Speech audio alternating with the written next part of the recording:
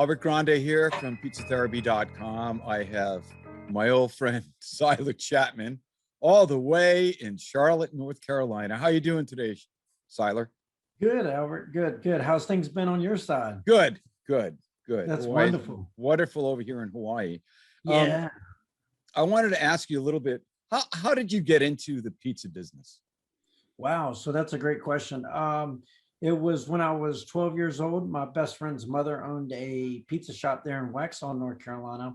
And we ended up, him and I would always go in on Friday and Saturday nights and actually like wash dishes for 20 bucks an hour. I mean, for 20 bucks for the whole night, Sure. And we used to absolutely love it. And then, as I was getting older, we ended up, I just kept working my way to the kitchen, from the kitchen to doing delivery driving. Yeah. And, we were in a little town, Waxhaw, North Carolina, and then went to UNC Charlotte for mechanical engineering after not, and then 9/11 happened. And when 9/11 happened, I started seeing these engineers coming back to school, talking to the professors on how they just got laid off. Yep. And, I come from a small town. I didn't really understand terrorism and what was really going on. I just thought, there were some crazy people that drove a plane into a building. And I didn't think it could affect the whole world, the whole economy, and what it did for everything. And when I saw that and the repercussion of that, I started praying hard about I really want to do something different. I don't want to work for somebody. And that's when a little thing in my head popped up and said, you got to open a pizza place. And I'll never forget, it was a Monday morning, 3:30 in the morning. And I woke straight up out of bed, and that's what clicked. And I said, okay, so I was in art appreciation and I wrote a 52-page paper instead of paying attention at art. I was like, this isn't going to make me any money. Yeah. And I wrote a 52-page paper on how it would work, and went and fundraised some money and started my first restaurant at the end of 2001. So, oh, wow. So I was 18, started my first restaurant, and then we literally grew over through 2007, grew to 3 locations. Yep. And that's where it all began. So, wow, that's the start of your journey. That's the start. And then you hooked up with World Pizza Champions. How did that happen? You're World Pizza Champion yourself.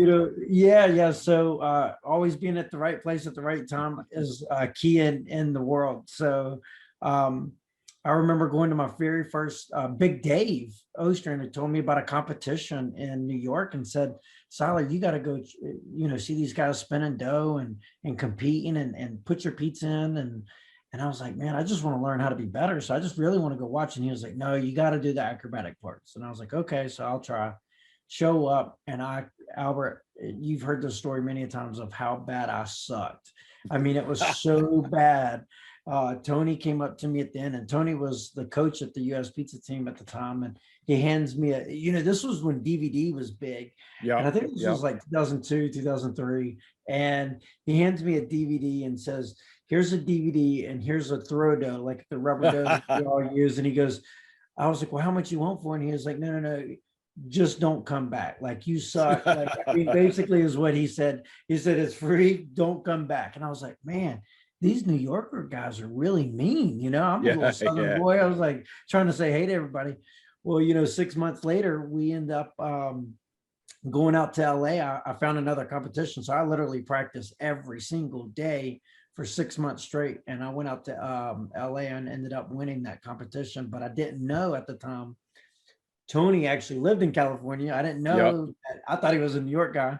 And I thought if I go out there and do good, they'll invite me back to New York, Sure. And I ended up winning out there. And that's, we got to go to Italy, and what an experience. And then we were, I think, in West Virginia, and we were all just sitting around a table and we're like, hey, let's form our own team. And that's how I became the founding member of the World Pizza Champions with Tony, Michael, Joe, and Ken Bryant. That's how it all came about. So, that's a great story. That's excellent.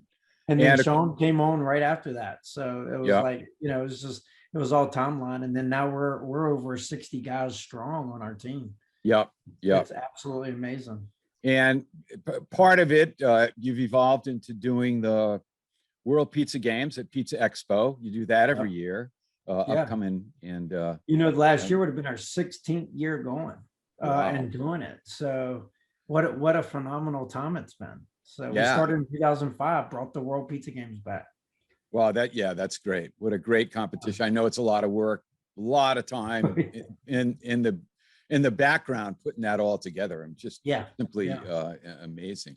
Amazing. And hopefully, fingers crossed, we're going to be back in August, Yep. So I'm super excited about that. Looking forward to that. Yeah. No, hopefully it's going to all work out. And that's fantastic. Hey, if we could get into it, you had a brick and mortar pizza business, and that kind of evolved to King of Fire. Can you tell me what happened with that? Yeah. So in 2007, I sold my 3 restaurants that I had, and we converted them to Donato's Pizzas. We grew that operation to 15 stores.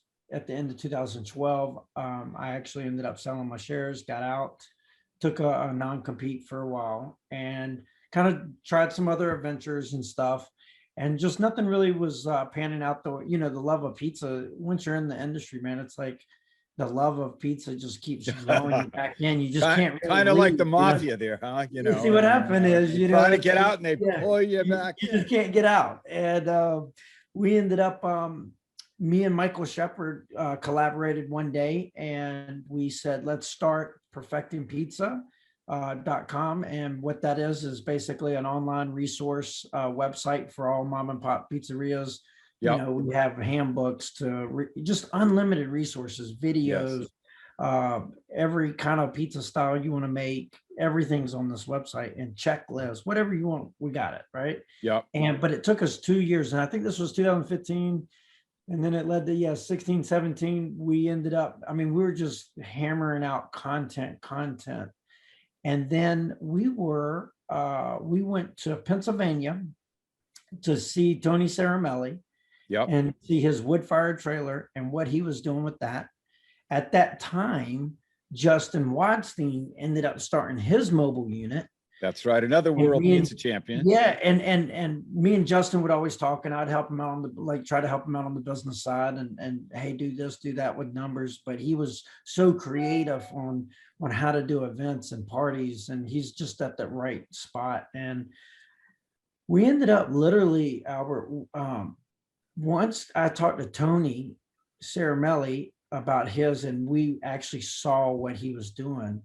And at that same time, Carmine was doing a smaller unit in Jersey. Yeah. And then him and I started talking, and I was like, man, all these guys, and they're talking about how they're cash cowing it. And it's just printing money. And I'm like, okay. So we started talking the numbers, and I'm like, man, this really makes sense. And I'd love to offset some income too, to just have something on the side, doing, weddings, private events. Yep. And it was just a complete side hustle. And I talked to Michael, and Michael and I, we started doing some research. He was like, dude, I really like one too, And we ended up, we were like, this will be great content for our website. Let's get some and try it out. So it was funny. We researched and when I say this, Michael Shepard, he's very methodical. He's very detail oriented. And I love that about him. We ended up searched every single company out there. Then I started breaking down okay, well, let's think of if this thing's on the road 24/7, who's going to be, what trailer is going to last the longest? Yep. You got a huge investment here. So that's where we ended up running into the Fire Within group. And that ended up, you pick up the phone, and I was like, okay, let's see who these guys are, and I ended up meeting a guy named Ajit, and Ajit, he owns the company, and he's over here talking to us and just loving life. And I'm like, okay, this dude's super friendly. And I think that day we talked on the phone, it lasted an hour, Albert. And I think I'm pretty sure you've met him and talked to him on the phone before as well. He's just a great guy. So we get to talking, and I'm like, okay, so he invites us out to the Wood-Fired University out there in Colorado. And he was like, I want you to come out. I want you and Michael. And I was like, okay, well, if we're going to make the trip, we're going to get some content out of this. I really want to collaborate, and let's see what you're doing.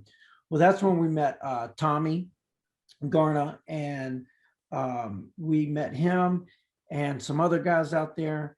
And one thing led to another, but I was blown away of what, and it was funny. The first class we went to was the advanced wood fire. It was like the next one coming up Yeah. was the advanced one. So they really weren't focusing on the pizza side. They were teaching everything you can cook with fire. And Yes. it was endless. And the way Tommy presented, I was just blown away from his chef skills. This is a pizza guy, but dude, he's cooking pigs in here, quarter chickens. We're cooking shrimp. I mean, you named it. We put it in this oven. We had a big fish that we cooked and did a sea salt bath Wow. out in the Wow. wood fired oven. And I'm like, I literally was blown away. And then on the last day, they start talking numbers and what Tommy was doing in his business and like what a catering looks like and what, Yep. and then that, my friend, is what turned my eyes upside down. I said, wow, the numbers that I've been projecting and Michael was projecting, everything's real. This is a true business opportunity. And nobody is doing this on the East Coast.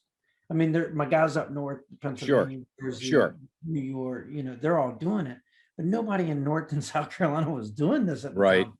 And I was like, this is great. Michael, same thing. Nobody was doing this in Ohio. Right. And so we were like, oh my gosh, what a great time. So we ended up buying 2 trailers and Michael started his thing. I started my thing, and we got into it. And I feel like I'm a big picture person. I like to look far into the future. And I kept seeing, I was like, okay, we started with the catering trailers. Our health department won't allow you to vend, meaning you can't do multiple transactions at a time. You can do one transaction and that's considered a catering, but you can't do multiples without having an enclosed trailer. So at that time I called Audrey and I was like, look, I need to find me a used trailer. I couldn't afford a new one at the time. I was doing startup, He found me a used one, that one that they had built back in 13. Now this is 2000, this was going into 2019. So this trailer is 6 years old and it's built to withstand it. It's been miles and thousands of miles on the road, and here it is still today, fully operational. And so that just touches on the craftsmanship of the product they were building. Sure. I know they have Forno Bravo ovens on top of the trailer. Correct. Yeah, on the mobile ones. Now with the enclosed, you can literally, I mean, they've signed up with Munini, Forsafani, Marforni, Forno Bravo. So now you're getting a bigger collection. So if you're married or stuck to a brand, Project can now make that work for you. So I didn't realize that. They just did this deal. So I might be speaking a little ahead of turn, but it's okay, because at the end of the day, everybody needs to know that. Like it's important, because there are guys that are out there that are married to that one style. Oven. Definitely, if you have them in your restaurant and then you're going mobile, you want to keep the same, where everybody knows how each oven cooks. Well, keep going. What has been the biggest challenge about the wood-fired pizza business for you? So we grew to the second trailer, and then I had an opportunity to buy another trailer that came up, and I had to jump on that. It was a no-brainer. So now becomes, when I'm doing this, COVID happens. Okay? Yes, of course. So now I can get to stay at home for $600 a week, and I don't have to go to work. So for me to find people was like, okay, kind of hard. But I also told myself, I said, you know what, there's going to be opportunities out there that people that did get laid off, there's going to be a lot of phenomenal people that just got laid off. And this is our time to pick them up. And pay them a little bit more so they don't feel like they need to stay at home. And that's what we did. And, now we have a full crew, but now growing again, because it's lasted so long, people are still staying at home. And so the biggest challenge really has been the people. Now Yeah, I mean, because I can teach anybody how to drive a truck and trailer. I can teach you how to cook in a wood-fired oven. I just need someone that's motivated that wants to show up to work, you know? Yeah, And yeah, when we started perfecting pizza, when I got out in 2012, we never had people issues. Well, I could get people down a dozen. We had over 200 employees at one time. So for me, I was like, building all the content for perfecting pizza, everybody kept saying, we're having people issue. I didn't believe it. I thought it was their problem. I get into, trying to hire and ramp up real big to a bigger scale now. And I'm like, oh, okay, it is kind of weird, yep, So now it's kind of yep, like, do you go immorally and go poach people? What do you do? How do you go get great people, yes, and that I think right now has been the biggest challenge. But I think also if the word gets out that you're taking care of your people, you're paying them a little bit more, and you build your model around that, I think it'll all come together for everybody. But I think okay, also we're at a point in the whole world right now. Everybody's got to get back to work. We got to get, quit giving people free money, and we got to get back to work. So sure. I think once that happens, every restaurant in the country right now is hiring. So why are people still underemployed is the question, Yep, and gotcha. it's free money. I'm Yep, going to stay at home if you give me free money, yep, but that free money I can't live off of. So I have to go to work. Sorry. sure, sure. And you occasionally teach at Wood-Fired University? Is that I've true? gone out a couple of times and helped out Tommy just to kind of see what they're doing. I like to talk about the numbers part, the Yep, business side of things. I think that's a really big, strong point of mine is the numbers. How do you bring every little penny out to the bottom line and make the most out of every situation? So I've helped out a few times over there. Yes. okay, that's great. Hey, how, talking pizza, perfecting pizza, how about some tips for the home pizza maker about making? Oh, love it. Let's Yeah, get yeah. down to brass tacks here. Yeah, so that as a sector, think of COVID. We were just talking about this when we were interviewing everybody that's doing the New York Pizza Festival. Wow, that whole sector has just gone 200% up, and I think a lot of it was they're bored, they're at home. Let's create a new hobby of cooking at home, and pizza's one that everybody loves. Yep, So, my two biggest things is pick up the Pizza Bible, picked up, which is Tony Gimiani's book, Peter Reinhardt's book, The Perfect Pan Pizza.